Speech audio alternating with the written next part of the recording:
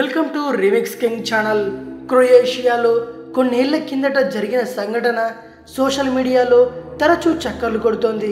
తాను నివసించే అపార్ట్మెంట్లోనే టీవీ చూస్తూ మరణించిన మహిళ శవాన్ని అదే పొజిషన్లో 42 ఏళ్ల తర్వాత కనుగొనడం ప్రపంచాన్ని ఆశ్చర్యపరుస్తోంది. ఈ గగురు పొడిచే విషయం ఎన్నో సందేహాలకు తావిస్తోంది. క్రొయేషియాకు చెందిన హెడ్విగా గోలిక్ ఓ అపార్ట్మెంట్లో నివసించేది. అయితే ఆమె చాలా కాలంగా కనిపించడం మానేసింది. ఆమె విదేశాలకు వెళ్ళిపోవడమో లేదంటే ఇంకెక్కడికో వెళ్ళిపోవడమో జరిగి ఉంటుందని అపార్ట్మెంట్లోని మిగతా నివాసులు భావించేవారు. ఆమె ఫ్లాటు అలాగే తాళం వేసి ఉండేది. దీంతో కొన్నేళ్ల తర్వాత ఆమె ఫ్లాటును తనిఖీ చేయాలంటూ అపార్ట్మెంట్ వాసులు పలుమార్లు అధికారులను పోలీసులను కోరినా ఎవరూ పెద్దగా స్పందించలేదు. అయితే 2008లో మరింత ఒత్తిడి చేయడంతో ఆమె ఫ్లాట్ తలుపులు బద్దలు కొట్టి లోపలికి వెళ్ళగా టీవీ ముందు ఆమె శవం కనిపించిందట.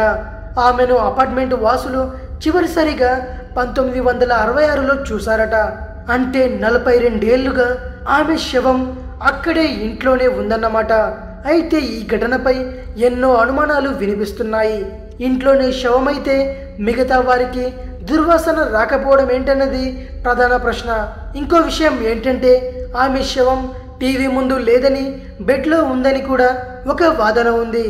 ఇదంతా ఎలా ఉన్నా దశాబ్దాల తరబడి ఇంట్లోనే శవం ఉన్న పొరిగింటి వాళ్ళు కూడా పట్టించుకోకపోవడం దారుణమనే చెప్పుకోవాలి. ఇది విషయం.